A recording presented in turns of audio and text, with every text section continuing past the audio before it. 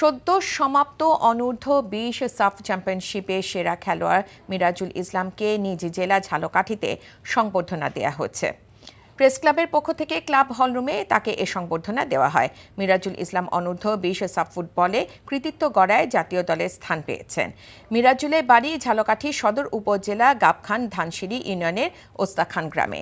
সংবর্ধনা প্রদানকালে ঝালকাঠি প্রেস ক্লাবের সভাপতি কাজী খলিলুর রহমান সহ ক্রীড়াপ্রেমী এলাকাবাসী উপস্থিত ছিলেন। সাফ অনূর্ধ্ব-20 চ্যাম্পিয়নশিপে মিরাজুল 4 গোল করে সর্বোচ্চ গোলদাতা হওয়ার পাশাপাশি টুর্নামেন্টে সেরা খেলোয়াড়ের পুরস্কার জেতেন। এছাড়া জোড়া গোল করে ফাইনালে ম্যাচ সেরা হন এই তরুণ।